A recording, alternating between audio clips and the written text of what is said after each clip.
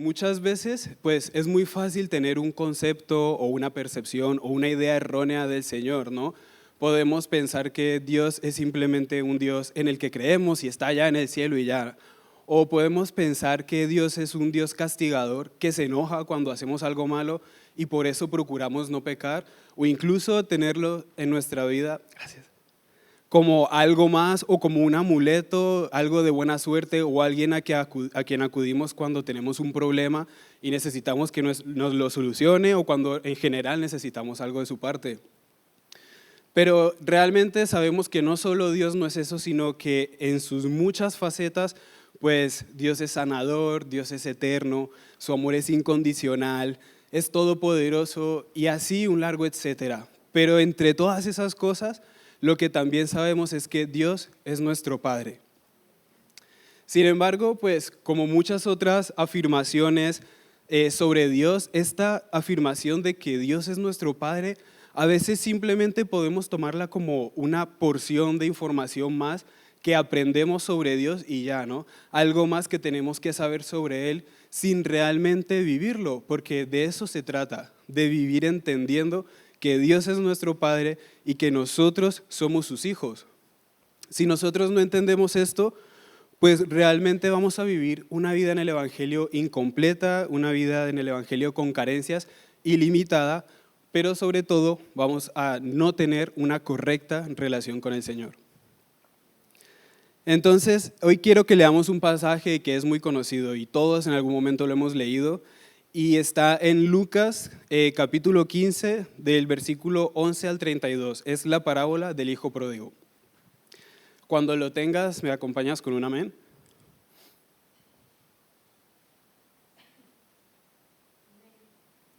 Amén, pues Lucas capítulo 15 versículo 11 dice: para ilustrar mejor esa enseñanza, Jesús les contó la siguiente historia.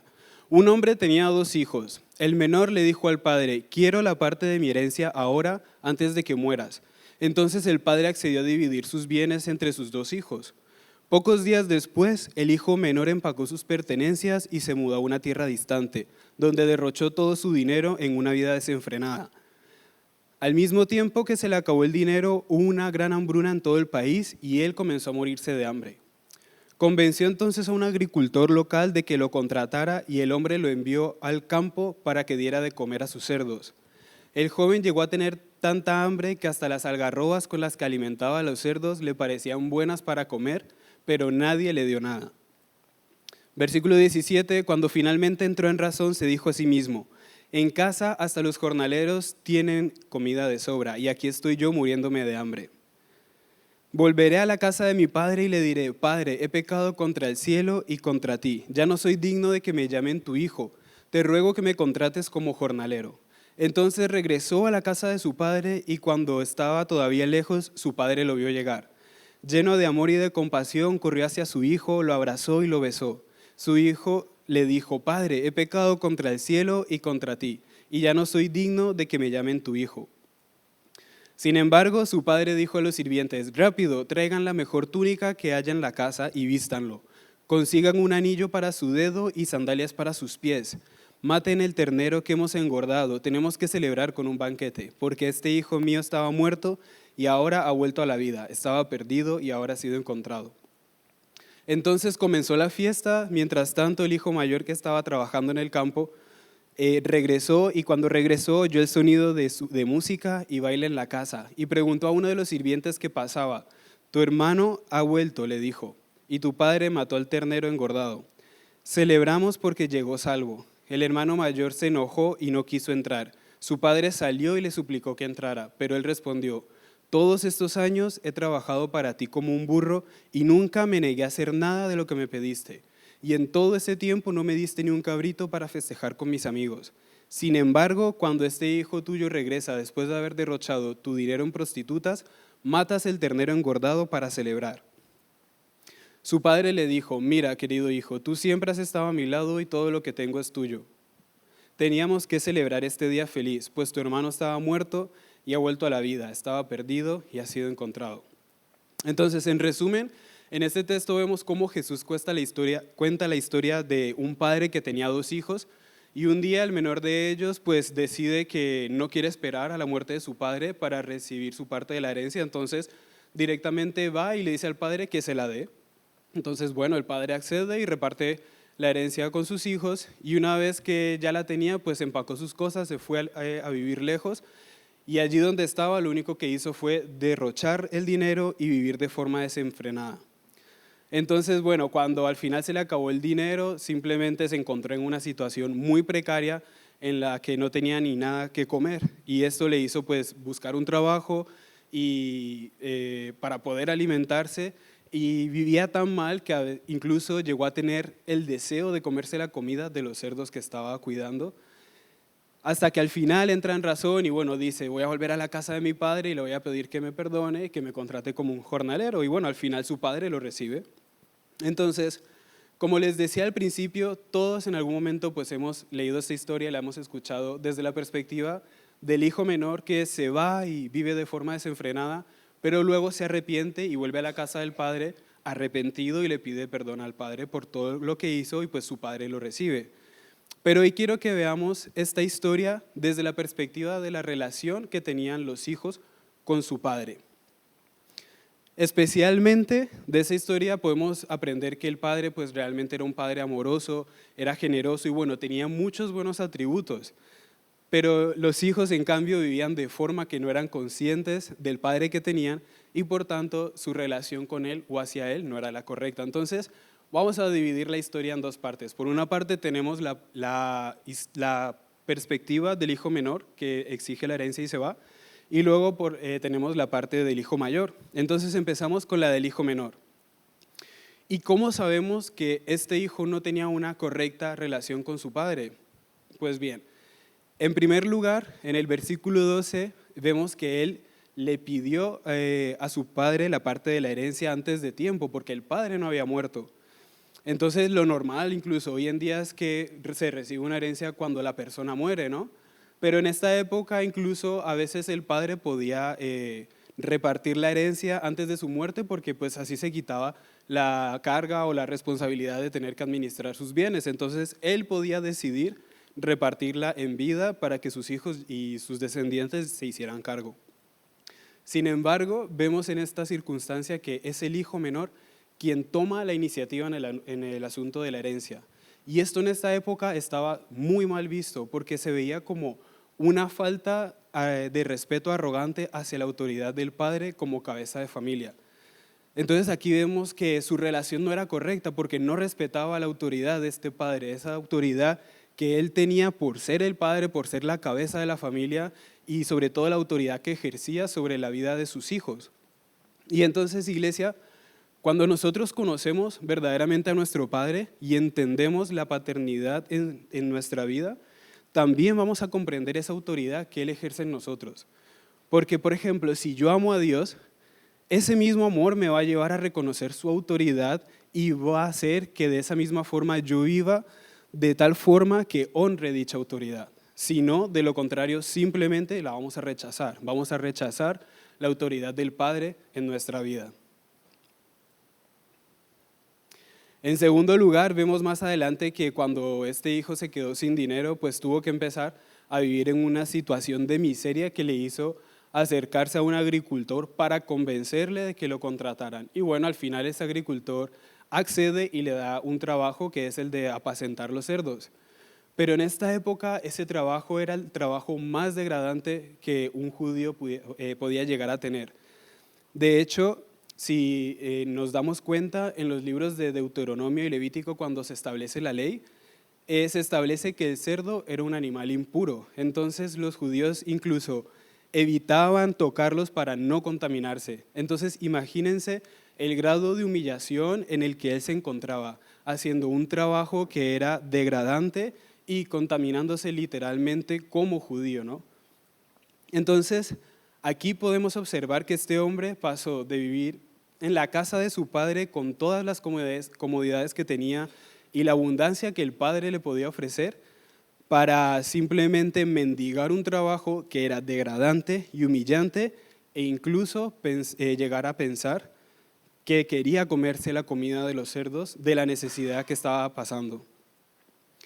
Iglesia, cuando nosotros no comprendemos lo que nosotros tenemos en Dios por ser sus hijos, vamos a comenzar a aceptar lo peor de este mundo y vamos a comenzar a ver vamos a empezar a ver bueno lo que realmente es malo y vamos a rechazar los beneficios que tenemos de parte de Dios y que ya nos pertenecen por ser coherederos con Cristo.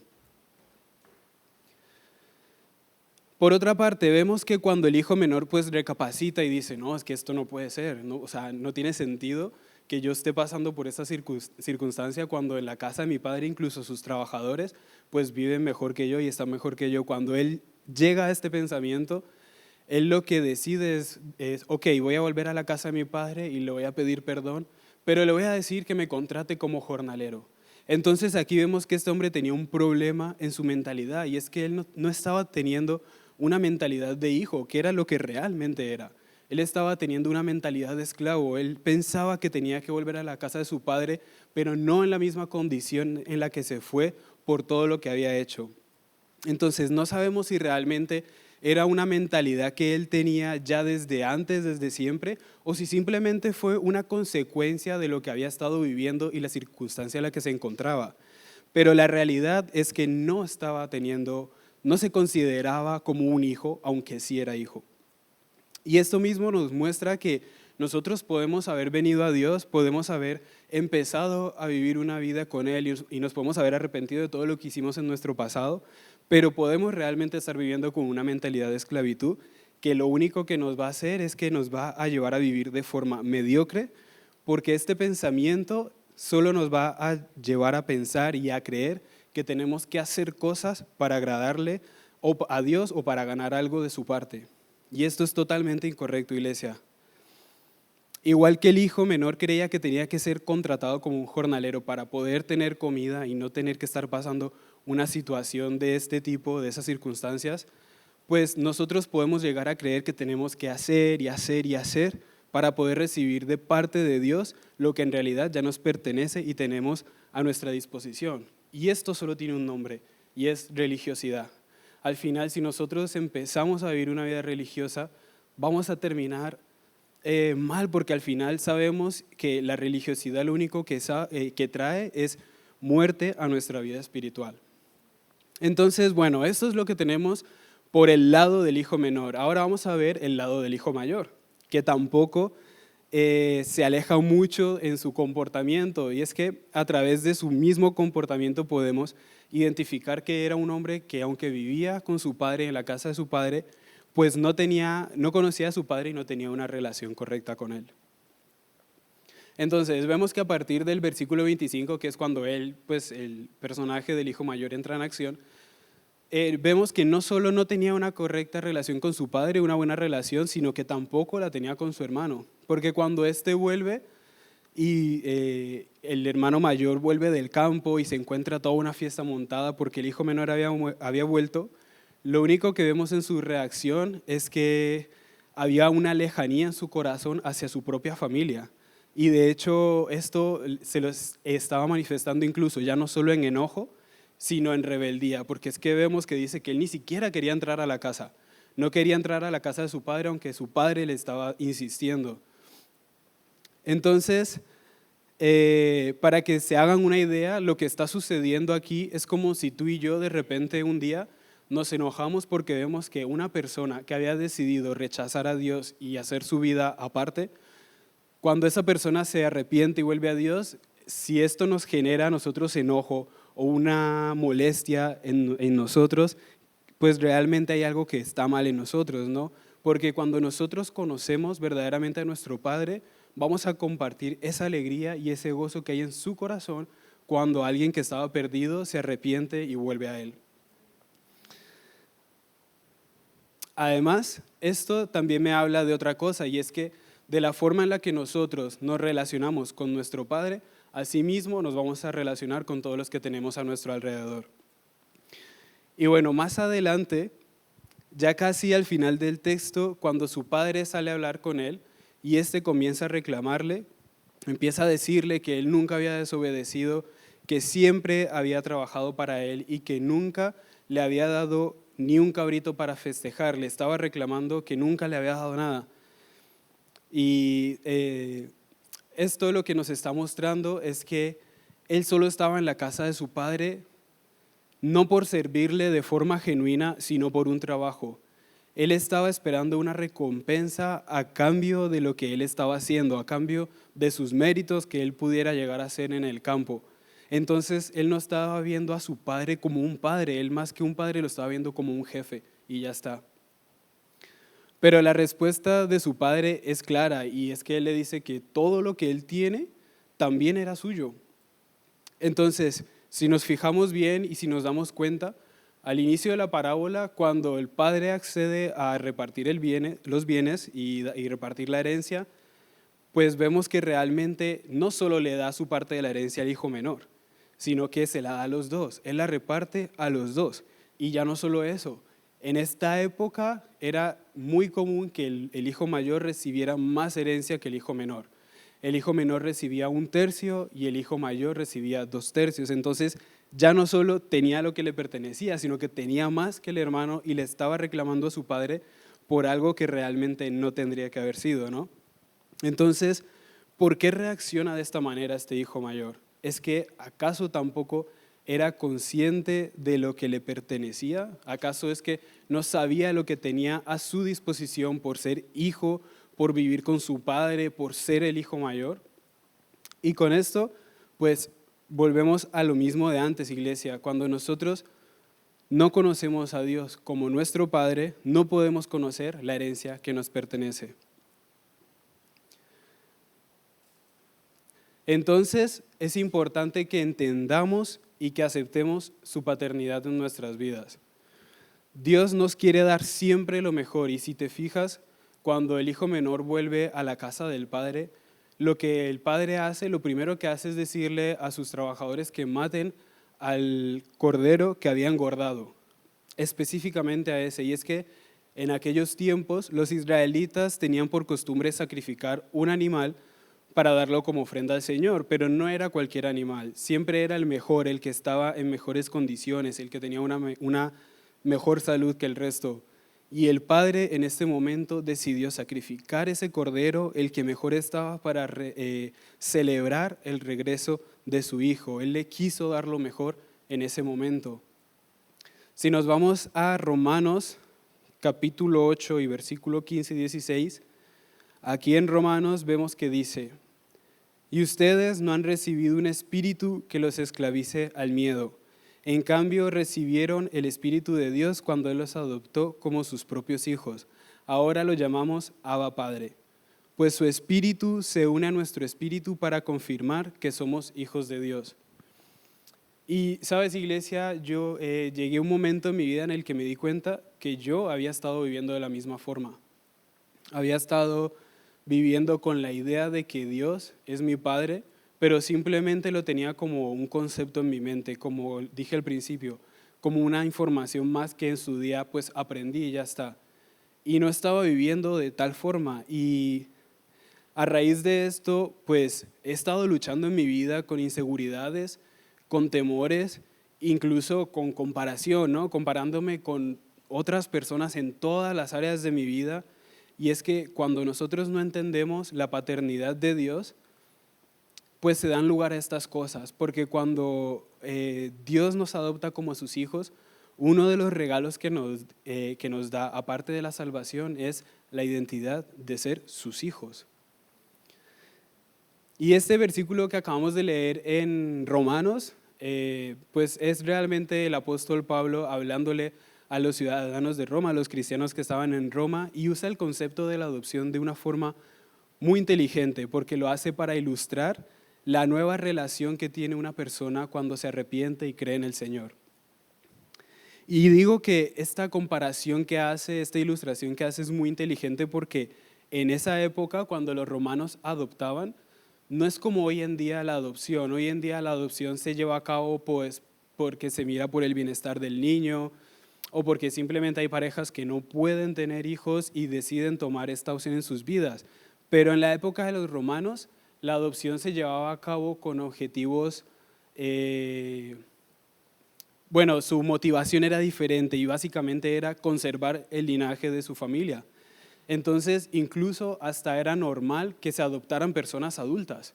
Y estas personas, cuando eran adoptadas, pues perdían los derechos de su antigua familia y adquirían todo lo que le pertenecía de esa nueva familia por ser ahora parte de ellos, y eso incluía herencia, bienes, y ya no solo todo eso, sino a lo mejor también cargos políticos.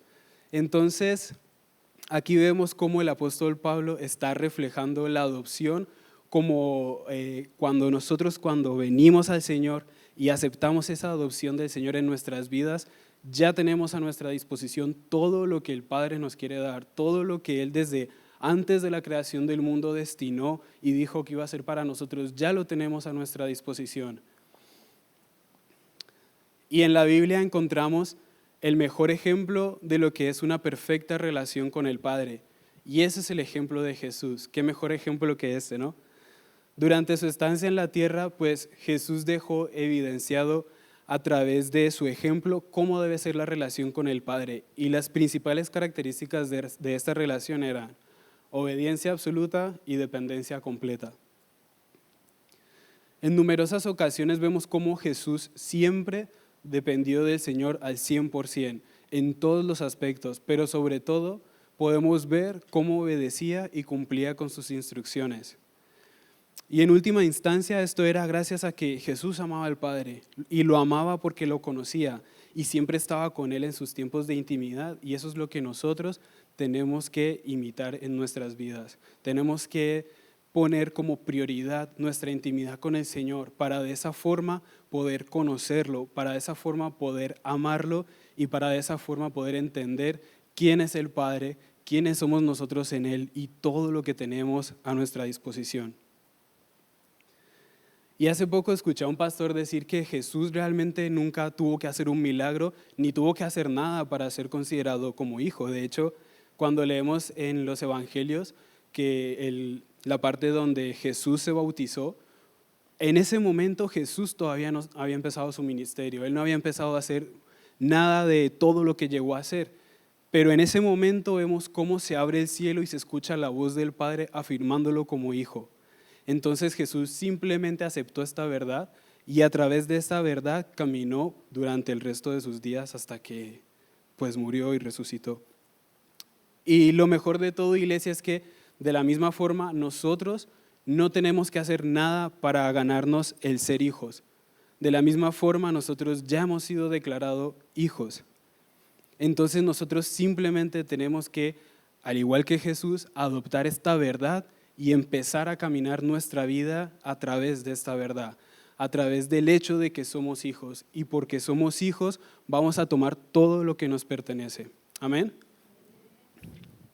Entonces, iglesia, en el caso de los dos hijos de esta parábola, pues qué triste pensar que a pesar de que vivían con su padre y en la casa de su padre, realmente no vivían como hijos. Iglesia, yo te animo a que no te permitas que pase lo mismo contigo. No te permitas vivir de la misma forma, porque entonces te vas a perder todo lo que Dios te quiere dar y de todo lo que Dios quiere hacer en ti y contigo. Él sacrificó a su mejor cordero, que era Jesús, para darnos la bienvenida a casa, y todo comienza por tener una clara revelación de su paternidad. Amén. Entonces, ¿por qué no nos ponemos de pie ya para terminar?